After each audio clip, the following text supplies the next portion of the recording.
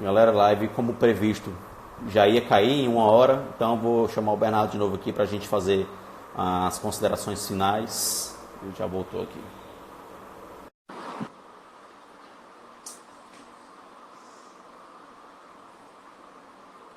Volume de LPO dos outros atletas, beleza. Como previsto, ela caiu, mas... Voltei, galera, voltei. Então, tu tava falando sobre 125 quilos, mais ou menos, que ela fez de clean jerk no TCB de 2018. Exatamente. Mais ou menos isso. Surgiu uma pergunta aqui, Bernardo, pediram perguntar, e o volume de LPO dos outros atletas?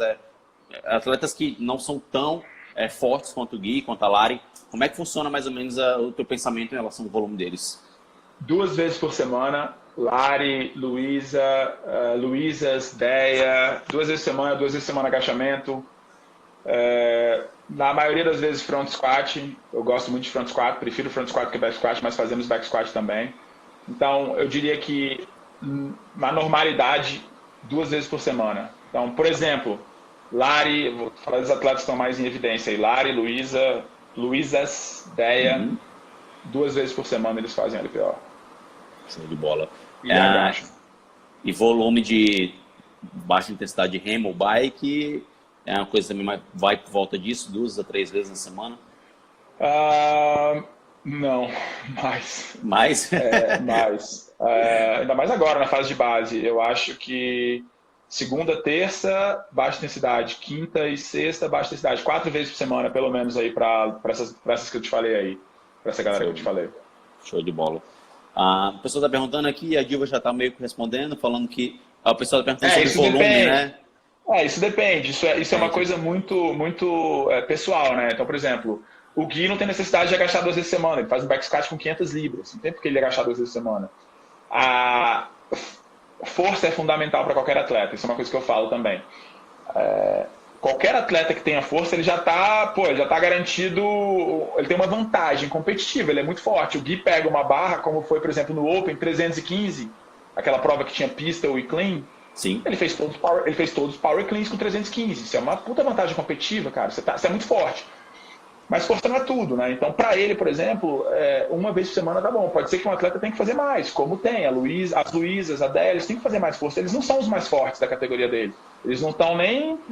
Talvez a Luizinha hoje em dia seja, 18 anos, seja bem forte em comparação às meninas de 18 anos. Mas mesmo assim, ela faz força 2 vezes por semana. Então isso é muito individual, isso é muito específico do atleta. Não dá para generalizar. Aí vai o seu feeling de conhecer o seu atleta, saber o que ele precisa e a competição que ele precisa. Se está preparando um atleta para o TCB, que tem que ter força pra caramba, talvez você tenha que botar o atleta para fazer força até 3 vezes por semana. Se está preparando um atleta para fazer o Open, talvez 3 vezes por semana não seja necessário. Então depende da competição também e do atleta.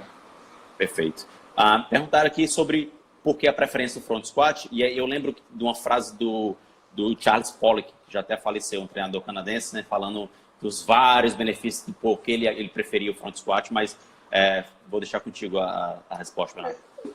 Transferência, né? Se você for olhar a transferência do front squat para clean, thruster, jerk, muito maior do que uma transferência do back squat. É muito normal você pegar uma pessoa, por exemplo, um cara que acabou de vir da academia, que tem um back squat de, sei lá, 400 libras, mas não consegue nem botar a barra no front rack. E a experiência que eu tenho é que a gente fazendo periodizações específicas para front squat, quando a gente bota uma barra nas costas, por exemplo, o Gui fez back squat 500 libras lá em Miami agora. Cara, eu não lembro a última vez que eu botei back squat pro Gui. Ele deve ter feito nos últimos 6 meses back squat, talvez 3 vezes. Ele faz front squat. Então a transferência é muito maior para tudo que a gente busca. É um movimento muito mais transferível do que o back squat. Os amantes do LPO vão me odiar e vão falar mais que você consegue colocar muito mais peso no back squat. Sim. Óbvio. E a gente não para de fazer back squat. A gente faz back squat. Mas pro que a gente precisa, o front squat, na minha opinião, é muito mais importante. A gente faz muito mais front squat. Perfeito. Deixa eu ver se tem alguma outra aqui. Ele tinha uma pergunta sobre o volume. Não, tá aqui embaixo. Bom, pessoal... Eu não consigo ver as perguntas. Porque só entrando, muita gente entrando, aí a pergunta vai subindo. Já tinham respondido aqui.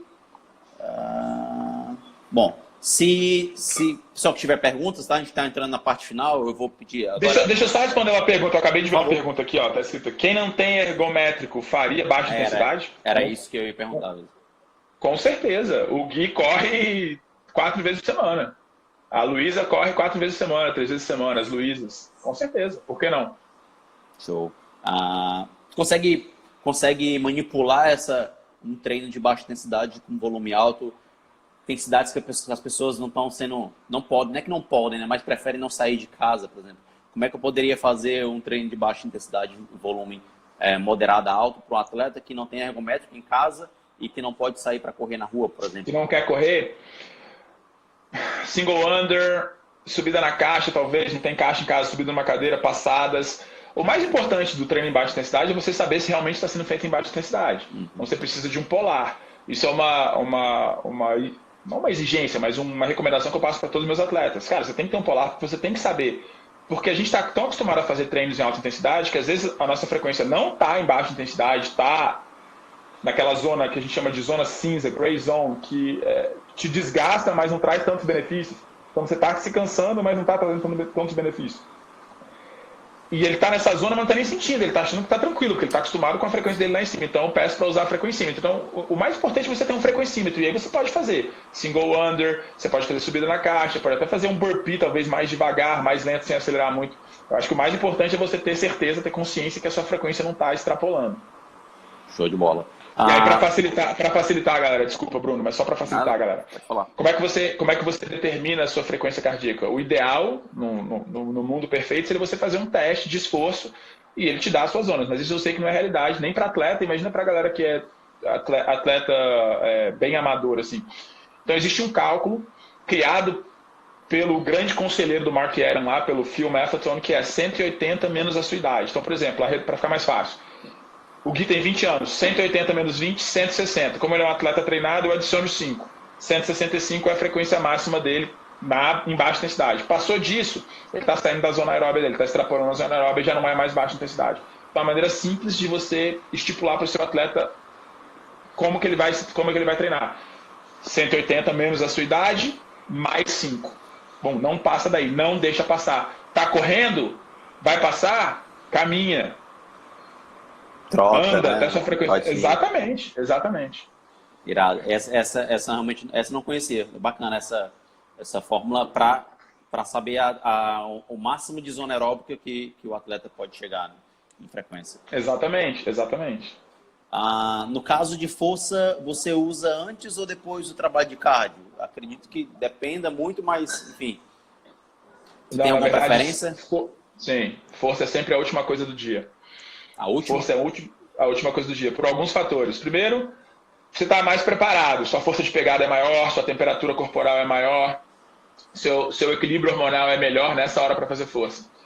E segundo, pelos sinalizadores. Quando a gente faz força à tarde, a gente sinaliza mTOR. E mTOR fica ativo por 18 horas. O pico é em 6 horas, mas ele fica ativo até 18 horas. Então, o que eu vou fazer depois de força? Vou comer e vou dormir. Excelente, ótimo. 90% das minhas planilhas a força é à tarde. Eu só faço força à tarde? Não. Por quê? Porque pode ser que em uma competição a primeira prova seja uma prova de força às 8 da manhã. E aí o atleta vai falar para mim: porra, mas eu só faço força à tarde. Eu nunca fiz força de manhã. Então de vez em quando eu posso botar uma força de manhã, até para quebrar esse psicológico aí do atleta. Mas força sempre à tarde. A última coisa do dia. Perfeito. Não é nem à tarde, é a última coisa do dia. Independente da hora. Tem que ser a última coisa do dia. Legal. Como você divide sessões, em qual fica a de força, cardio, odds? Acho que acabou meio que de responder, né? A força já vai ser a última sessão do dia. Tem algum atleta que faça mais... de manhã. Perfeito. Tem algum atleta que faça mais de 2 sessões, Bernardo? Já teve experiência de fazer fragmentado, 3 sessões ali no dia? Gui faz 3 sessões, a Lari faz 3 sessões, a Luísa Marques faz 3 sessões às vezes, mas mais constantemente eu diria que o Gui. O Gui mais constantemente, mas a Lari também faz 3 sessões, não necessariamente todo dia. Às vezes, se eu fiz um dia com 3 sessões muito, muito difíceis, no dia seguinte eu boto só 2 sessões, pode ser que eu bote só uma sessão às vezes. Por exemplo, na quinta-feira é um dia deles fazerem um cardio de baixa intensidade e pode ser que seja só essa sessão. Quinta-feira de manhã tem baixa intensidade, tarde não tem mais nada. Então, de novo, não existe uma fórmula de bolo, né? Não é você Sim. pegar o que funciona para o Gui, jogar para a Lari, pegar o que funciona para a Lari e jogar para o outro. Não é assim. Você vai respeitando a individualidade de cada um. E tem atleta que não consegue treinar 3 vezes por dia. A Lari, até pouco tempo atrás, tinha que trabalhar, tinha que dar aula na Cavaleiros. Então, era uma coisa inviável ela fazer 3 sessões. Então, ela conseguiu agora, está trabalhando menos, ou acho que ela parou de dar aula, e aí eu consigo passar 3 sessões para ela. Show de bola. Uma pergunta aqui sobre, além do polar, o que você acha dos dispositivos tais como o Hillman para mensurar a saturação de oxigênio, esse tipo de coisa? Já chegou a ter alguma experiência com eles? Não, eu conheço, eu sigo o Evan Pycon da Training Think Tank, ele fala muito sobre esses dispositivos todos, mas eu nunca usei, então não tenho experiência com isso. Mas uma coisa, uma dica que eu deixo para vocês, quanto menos você complicar a sua vida, quanto mais você simplificar, um polar, nesse caso, para mim já é suficiente. Óbvio que a tecnologia é fundamental, a tecnologia ajuda, é fundamental não, a tecnologia ajuda, mas a gente pode obter resultados sem ficar também totalmente obcecado por esses equipamentos. Eu nunca usei, então não posso falar bem nem mal, mas não teria preconceito nenhum em usar, poderia usar. Perfeito. Qual a maior dificuldade no treinamento com corrente? Quando tu faz 2, 3 sessões por dia? É casar exatamente os estímulos?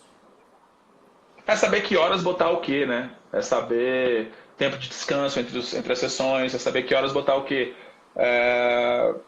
Essa era a minha maior dificuldade antigamente. Eu me lembro que existia uma fama que os atletas da BSB tinham muito gás e pouca força. E talvez fosse por causa disso, porque a gente treinava força na hora errada, porque a gente fazia muito treino intenso toda hora, e aí fica difícil você ganhar força fazendo isso o tempo inteiro, né? Então eu acho que é você saber distribuir isso durante o dia. Como eu disse, uma das dicas que eu deixo é força sempre é a última coisa do dia. Isso já vai ajudar bastante a sua vida. Perfeito. O Pedro Greco perguntando, quem não tem frequencímetro, como controlar a baixa intensidade? A diva que deu Compra. Compra. Deram sugestão aqui o Pedro é um moleque super talentoso, ele ficou em 22º, ele tem mais um ano, ele fica em 22º no Qualifier agora, ele tem mais um ano de team, ou seja, ele é um atleta que tem o potencial de ir pro Games. Compra. Hoje em dia você consegue achar Polar por, sei lá, R$150, é um investimento que você tem que fazer, eu acho que não tem muito para onde correr, não. Show de bola. Eu acho que tem uma pergunta interessante aqui, Bernardo. Qual a maior diferença na preparação de um atleta Master? Boa pergunta. O atleta Master tem 2 características interessantes, né? Primeiro, para ele se adaptar, para gerar adaptação, ele precisa de mais estímulo. A gente não evolui tão rápido como um menino de 20 anos. Eu sou Master, tenho 44 anos. A nossa evolução não é tão rápida como um menino de 20 anos, de 22 anos, 23 anos. A gente precisa de mais volume. Mas, ao mesmo tempo, a gente precisa de mais descanso. A gente precisa descansar mais. Então, achar esse equilíbrio é um grande desafio. Achar esse equilíbrio entre um volume alto, mas um descanso alto. O Master, geralmente, qual é a característica do Master? Ele já tem filho, ele trabalha, ou seja, para ele o descanso ainda é mais difícil, né? Ele tem obrigações. Então, achar esse equilíbrio entre volume e descanso é uma coisa bem difícil. Tem algum Master treinando contigo hoje, assim, e competindo a nível nacional? Ou algum? Tem, o Vina foi vice-campeão do TCB ano passado, 35, ganhou a seletiva, inclusive ganhou a seletiva geral no Rio, né? Ele era Master, mas ganhou a seletiva dos Elites. Tem o Murilo Moraco, que eu treinei ele durante muito tempo, aí ele parou de treinar comigo um tempo, foi campeão do TCB, treinou comigo durante um ano, parou de treinar comigo por uns 3 meses, aí logo depois foi campeão do TCB e voltou a treinar comigo agora, é um Master muito bom também. Eu acho que destaque assim tem o Fred, que é o meu parceiro aqui, meu amigo, ficou em 4º no TCB há um ano já. E a Deia, né, cara? A Deia é Master. A Deia tem 37 anos. Ela subiu no pódio do BCC, mas ela tem 37 anos. A galera esquece isso, né? Ela é sinistra. E chegou perto ali, né? Deu pra brincar de... As 2 meninas, na verdade, que ficaram na frente, elas acabaram ficando muito na frente. A disputa foi bem legal ali entre Anitta, Deia e Luísa.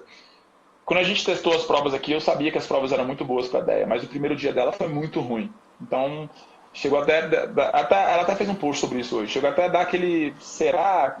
Talvez não seja esse o ano.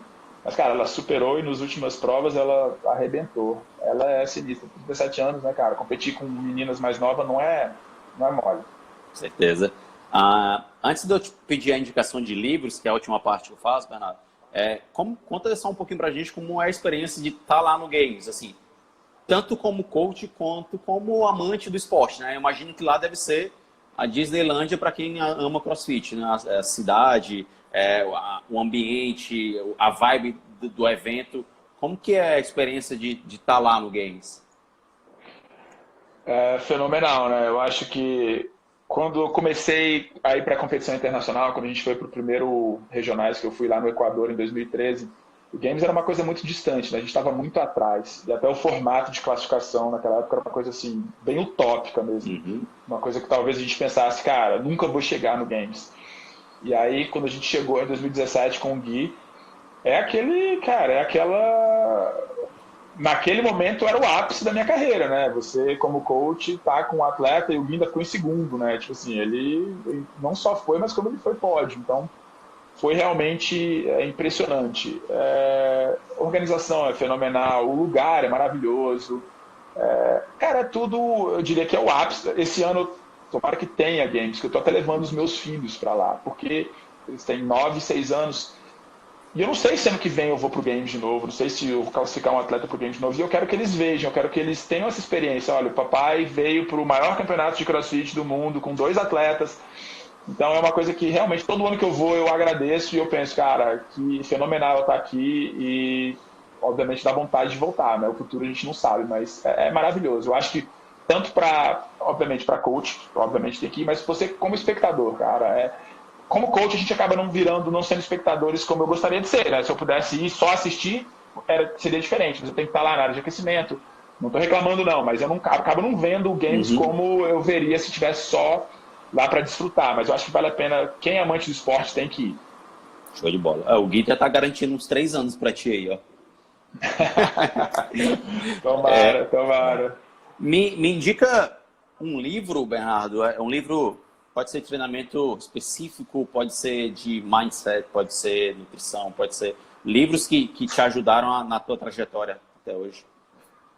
Cara, eu falei esse livro do Matt Fitzgerald, eu acho que é muito interessante, How Bad Do You Want It? O último livro que eu li, até comprei um livro agora dele, deve estar para chegar aqui em casa nessa quarentena, a gente tem que ler, né? Tem que tentar fazer alguma coisa para ocupar a mente. Chama The Obstacle, até dei pro Gui ler. The Obstacle is the Way. Eu acho que em português é O Obstáculo é o Caminho, de um autor chamado Ryan Holiday. Ele tem outro livro que eu li também, vou já indicar os dois. O Ego é o Seu Inimigo. Então são 2 livros que, cara, não tem nada a ver com CrossFit, mas que a gente pode trazer quase que 100% para o nosso dia a dia. Esse The Obstacle is the Way é fundamental, é importantíssimo. Por exemplo, o que está acontecendo agora com essa incerteza de games ou não, pela abordagem do livro, cara, eu não tenho o que fazer, eu tenho que continuar treinando como se o games fosse acontecer. Eu não tenho que ficar sentado, me lamentar, me desesperar. Então eu acho que esses 2 livros que eu falei para você, né, que eu busco muito conhecimento em mindset hoje em dia. Eu acho que essa é a última fronteira, não a última, mas é uma fronteira que eu quero desbravar aí mais e mais. E esses 2 livros são bem interessantes. O Ego é Seu Inimigo, O Obstáculo é o Caminho, e esse outro livro do Matt Fitzgerald, um livro super interessante também. Irado. Eu tô fazendo os resumos, né, das lives, aí eu jogo pro pessoal lá no grupo e tá cada indicação melhor do que a outra. Cara, vou te liberar. Muito obrigado por ter participado aqui com a gente, por ter trocado essa ideia aí de 1h30 de live, de ter trocado essas experiências e ter mostrado a tua trajetória, a tua história, né, porque eu acho que muita gente conhece hoje, mas talvez não saibam como você chegou até aqui, do caminho que você trilhou. E boa sorte no Games, boa sorte, né, eventualmente no TCB. E eu vou passar para o pessoal o contato, né, já passou no outro, sobre os cursos e esse novo formato do curso online. E quem sabe aí vem para Fortaleza quando as coisas se normalizarem. Beleza? Obrigado pela oportunidade, Bruno. A gente precisa de mais iniciativas assim. Eu acho que uma das perguntas que sempre me fazem é por que o CrossFit no Brasil está atrasado? Por que a gente não tem... quanto tempo vai demorar para a gente ter um campeão? Eu acho que uma das coisas é divulgar conhecimento, é estudar, é aprender e você tá fazendo essa ponte. Isso é muito legal, isso é importante demais para o crescimento do esporte. Obrigado, Valeu, boa noite a obrigado. todos, obrigado pela Abraço. presença, galera. Valeu. Valeu, galera. Tchau, tchau.